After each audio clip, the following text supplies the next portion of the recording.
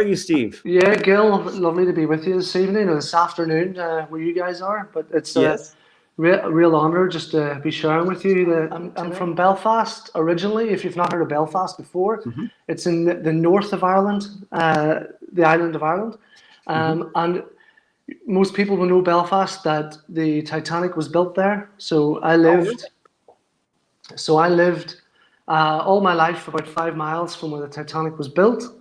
So that might clue some of you guys in to historically where Belfast is. You know, one of the things that you mentioned when you started off was community and the power of community. And you know, we're part of a kind of a mystical movement where a lot of people have actually left the church that they've maybe attended for years or for some time.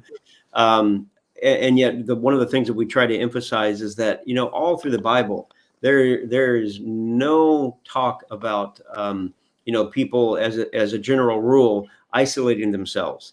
More, it's about community, because it's in community that we learn to build relationship. We learn to, you know, you butt heads with people, and we learn to love better in that community. I'm curious what, you know, because you seem to be pretty passionate about the community. What are some of the things you feel like the community has really taught you? Community for me was something that I learned the hard way. And I say that because Northern Ireland, and I suppose British or, you know, Northern Irish Christianity is almost like the religious Mecca of Christianity.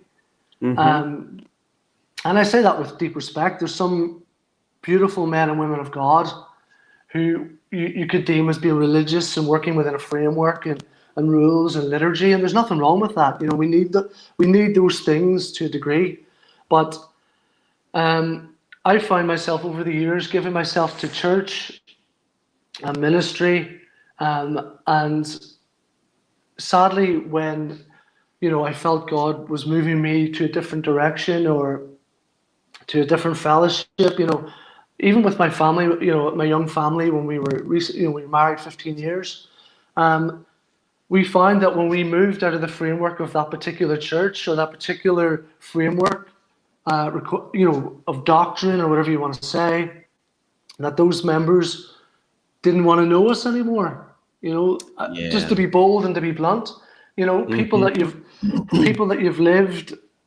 with, people that have seen you at your best and your worst, people that you've ate with, you've cried with, people that you've given yourself to over and over again, you know, in many ways of vulnerability and so forth, transparency. When you feel that you want to move a certain way, and you know, I can testify to this, it's almost like that you don't exist.